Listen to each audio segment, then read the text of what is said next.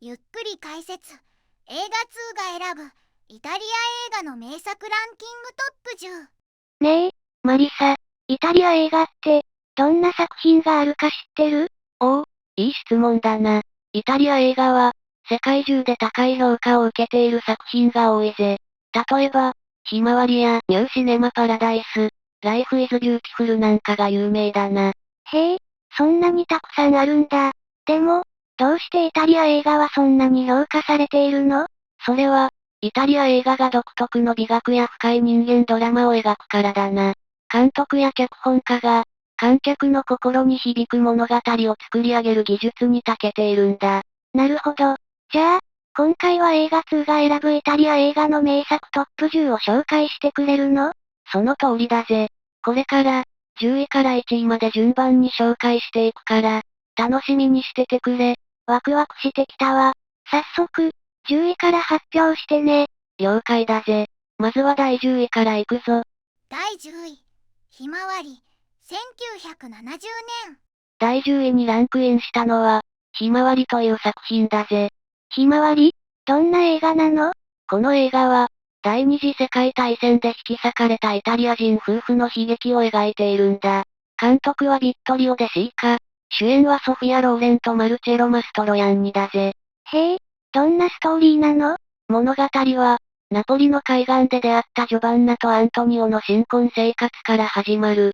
幸せな日々もつかの間、アントニオは戦争に召集され、ソ連戦線へ送られてしまう。戦後、ジョバンナは夫の行方を追ってソ連へ向かうが、そこでアントニオが現地の女性と暮らしていることを知る。二人の間に生まれた子供もいて、ジョバンナは深い衝撃を受ける。帰国後、傷心のジョバンナのもとに、アントニオが再び訪ねてくるが、二人の関係は以前のようには戻らなかった。戦争がもたらす悲劇と、愛の複雑さを描いた作品なんですね。その通りだ。特に、広大なひまわり畑でのシーンは印象的で、戦争で亡くなった兵士たちの墓が並んでいる場所として描かれている。実際、このロケ地はウクライナのヘルソン州とされているんだ。そんな背景があったんですね。また、ヘンリー・マンシーニが作曲した主題歌、ひまわりのテーマも評価が高く、映画の感動を一層深めている。音楽も素晴らしいんですね。この作品は、戦争の悲惨さと人間ドラマを深く掘り下げた名作として、多くの人々に愛され続けているんだ。第9位、マレーナ、2000年。第9位にランクインしたのは、マレーナという作品だぜ。マレーナ？どんな映画なの？この映画は、第二次世界大戦中のシチリア島を舞台に、美しい女性マレーナと、彼女に恋をする12歳の少年レナートの物語を描いているんだ。監督はジュゼッペ・トルナトーレ、主演はモニカ・ベルッチだぜ。どんなストーリーなの？物語は、1940年のシチリア島、12歳の少年レナートは、町一番の美人であるマレーナに心を奪われる。マレーナは結婚しているが、夫のニノは戦争で出征中。町の男たちは彼女に熱い視線を送り、女たちは嫉妬と噂話で彼女を非難する。やがて、マレーナの夫ニノの戦死が伝えられ、未亡人となった彼女はさらなる試練に直面する。戦争の影響で、マレーナの人生が大きく変わっていくんですね。その通りだ。マレーナは経済的な困難から、ドイツ軍人相手に身を売らざるを得なくなり、町の女性たちから激しい非難と暴力を受ける。しかし、彼女はそれでも生き抜こうとするんだ。そんな過酷な状況でも、彼女は強く生きようとするんですね。そうだ。そして、戦争が終わり、マレーナの夫ニノが生きて帰国する。しかし、町の人々は彼女の過去を許さず、冷たい視線を送る。最終的に、ニノとマレーナは再び一緒に暮らし始めるが、町の人々の態度は変わらない。美しさゆえの悲劇と、人々の偏見が描かれた作品なんですね。その通りだ。モニカ・ベルッチの美しさと演技が光る作品で、エンニオ・モリコーネの音楽も印象的だぜ。見てみたくなりました。第8位、丘の上の本屋さん、2021年。第8位にランクインしたのは、丘の上の本屋さんという作品だぜ。丘の上の本屋さん？どんな映画なの？この映画は、イタリアの美しい村を舞台に、小さな古書店の店主リベロと移民の少年エシエンが、本を通じて交流し、友情を深めていく物語なんだ。監督はクラウディオ・ロッシ・マッシミ、リベロ役にはレモ・ジローネが出演しているぜ。物語は、イタリア中部のチビテッラ・デル・トロントという村にある古書店が舞台。店主のリベロは、店の前で本を眺めていた移民の少年エシエンに声をかけ、彼に様々な本を貸し始める。エシエンは好奇心旺盛で、リベロから借りた本を次々と読み、二人は本の感想を語り合いながら、年齢や国籍を超えた友情を築いていくんだ。本を通じて、異なる背景を持つ二人が心を通わせていくんですね。その通りだ。リベロはエシエンに、自由であることや、誰もが幸せになる権利を持つことを伝えながら、様々な知識や視点を教えていくんだ。本屋が舞台で、心温まる物語なんですね。そうだな。美しい村の風景や、古書店に集まる個性的な人々との交流も描かれていて、見る者の心に深く響く作品だぜ。第7位、ベニス・ニシス、1971年。さて、次は第7位ね。ベニス・ニシスという映画だけど、どんな作品なの？ベニス・ニシスは、1971年に公開されたルキノ・ビスコンティ監督の作品だ。原作はトーマス・マンの同名小説で、主演はダーク・ボガードが務めているんだ。どんなストーリーなのかしら？物語は、1911年のベネツィアを舞台にしている。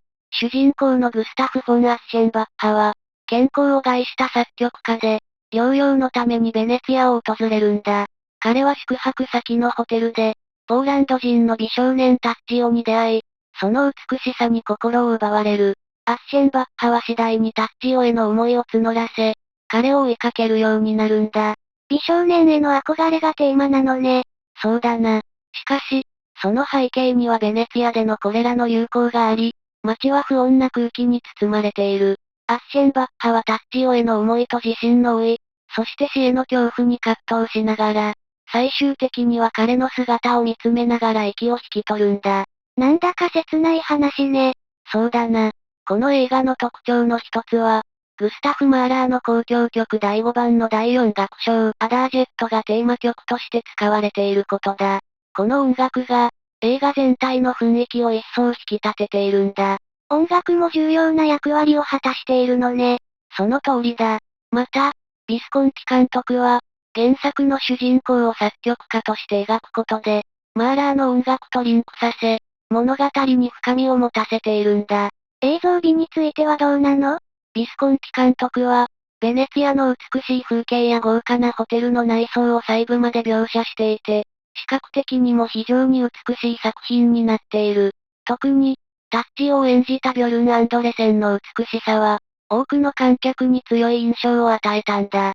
ベニス・ニシスは、美と老い、そして死というテーマを深く掘り下げた作品なのね。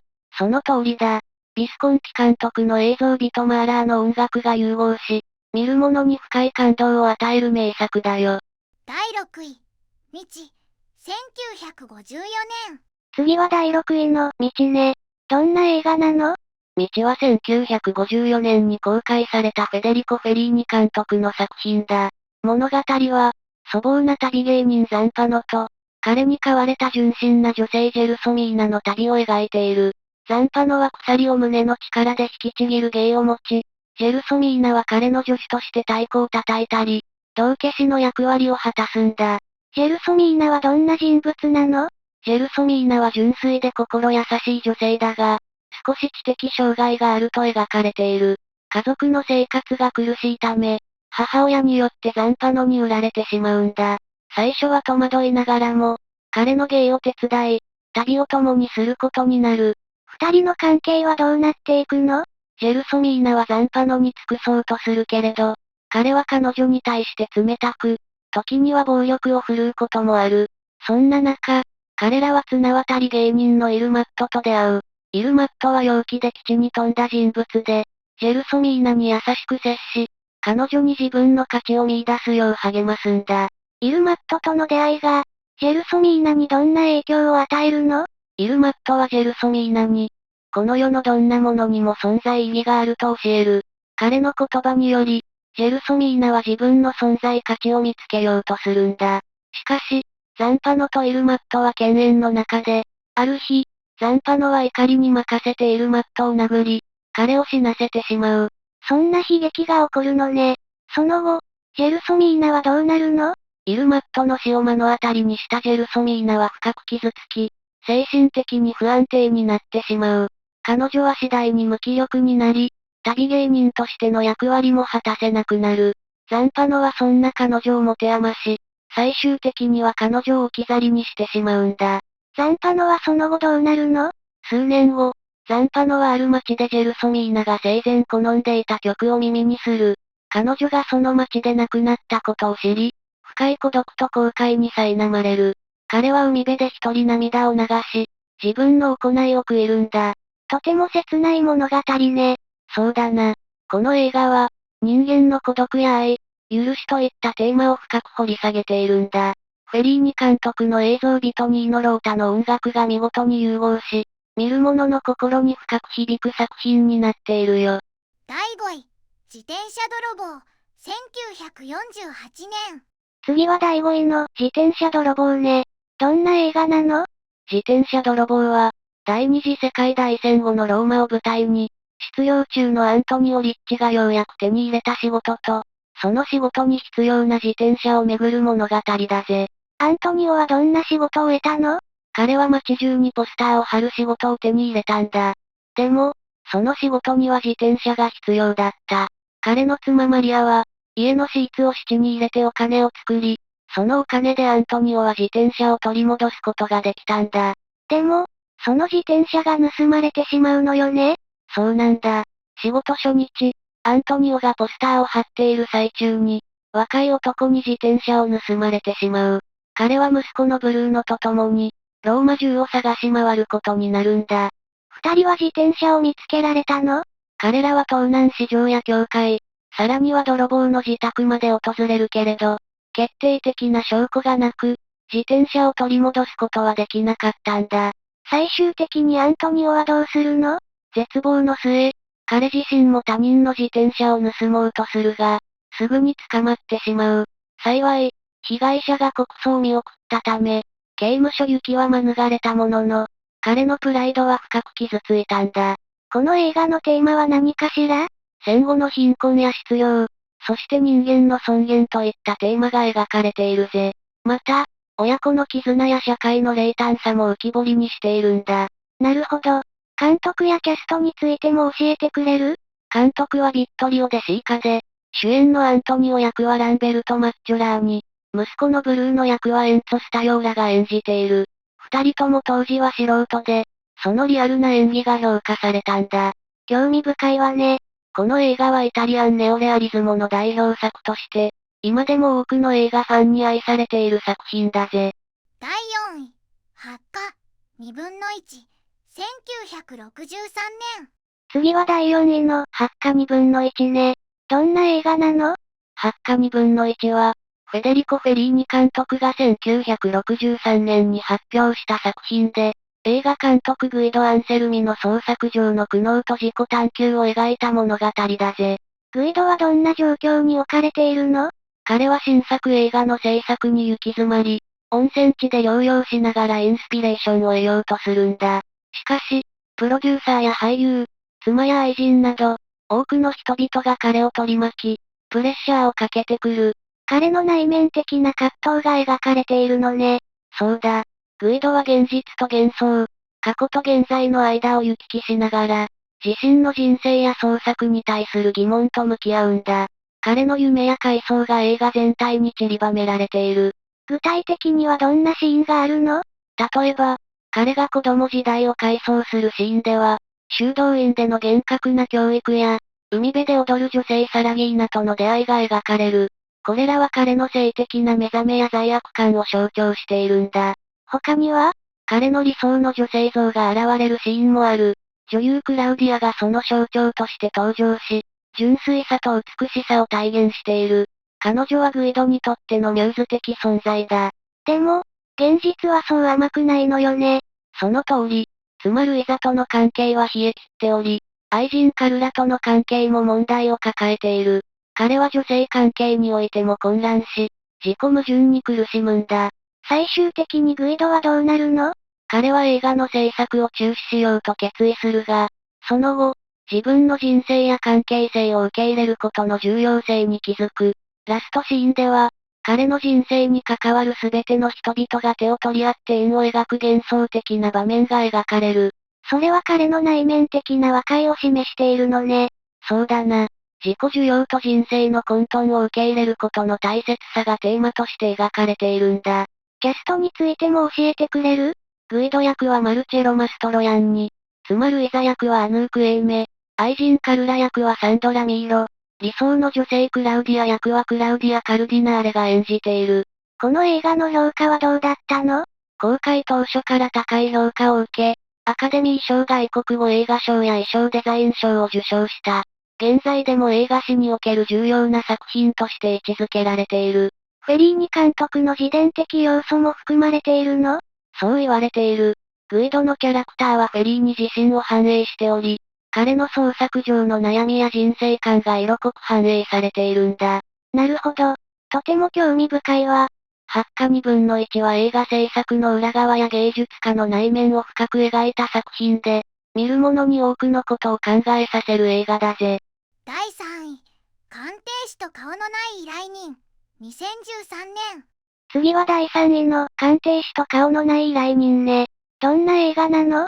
鑑定士と顔のない依頼人は、ジュゼッペ・トルナトーレ監督が手掛けたミステリー映画だぜ。天才的な審美眼を持つ美術鑑定士バージル・オールドマンが、姿を見せない依頼人クレア・イベットソンからの鑑定依頼を受けるところから物語が始まるんだ。クレアはなぜ姿を見せないの？クレアは広場恐怖症を患っていて、人前に出ることができないんだ。そのため、バージルは彼女と直接会うことなく、邸宅内の美術品を鑑定することになる。バージルはどんな人物なの？彼は人間嫌いで潔癖症。さらに女性との恋愛経験もない偏屈な人物だぜ。そんな彼がクレアに次第に心を奪われていくんだ。物語はどのように展開するの？バージルはクレアの邸宅で謎の機械部品を見つける。それを修理工のロバートに見せると、それがオートマタ、自動人形の一部であることが判明するんだ。ロバートはどんな役割を果たすの？ロバートはバージルにとっての相談相手であり、恋愛指南役でもあるんだ。彼の助言を受けながら、バージルはクレアとの関係を深めていく。クレアとの関係はどうなるの？最初は姿を見せなかったクレアも、次第にバージルに心を開き、二人は恋愛関係に発展するんだ。でも、何か問題が起こるのよね？ああ、バージルが最後のオークションを終えて帰宅すると、自宅の隠し部屋に保管していた美術品が全て盗まれていたんだ。犯人は誰なの？バージルはクレアの邸宅を訪れるが、そこはもぬけの殻。さらにロバートの工房も空っぽで、二人が共謀していたことが示唆されるんだ。バージルはどうなってしまうの？彼は精神的ショックから精神病院に入院することになる。退院後、クレアがかつて話していたプラハのレストラン、ナイト&デイを訪れ、彼女を待ち続けるんだ。第2位、ニュー、シネマ、パラダイス、1988年。次は第2位のニューシネマパラダイスね。どんな映画なの？ニューシネマパラダイスは、ジュゼッペ・トルナトーレ監督による1988年のイタリア映画だぜ。戦後のシチリア島の小さな村を舞台に、映画を通じて育まれる人々の絆や、映画への深い愛情を描いた作品なんだ。具体的にはどんなストーリーなの？物語は、ローマで成功した映画監督サルバトーレが、ふるさとの映写技師アルフレードの訃報を受け取るところから始まる。彼は30年ぶりにふるさとに戻り、少年時代の思い出を回想するんだ。サルバトーレの少年時代には何があったの？彼はトトという愛称で呼ばれ、映画に魅了されていた。村の唯一の娯楽施設である映画館、パラダイス座で、映写技師のアルフレードと親しくなり、映写技術を学ぶようになる。アルフレードとの関係はどのように描かれているの？アルフレードは父親のような存在で、トトに人生の教訓や映画の魅力を教える。ある日、映画館で火災が発生し、アルフレードは視力を失ってしまう。その後、映画館はどうなったの？村人たちの支援でニューシネマパラダイスとして再建され、トトが新しい映写技師として働くことになる。トトの青春時代にはどんな出来事があるの？彼はエレナという少女と恋に落ちるが、彼女の家族の反対や環境の変化で離れ離れになってしまう。また、アルフレードの助言で映画の道を追求するために村を離れる決意をする。大人になったサルバトーレはどうなるの？彼は映画監督として成功を収めるが、アルフレードの死をきっかけにふるさとに戻り、過去と向き合うことになる。この映画のテーマは何かしら？映画への愛、師弟関係、ふるさとへのノスタルジー、そして人生の選択といったテーマが描かれている。キャストについて教えてくれる？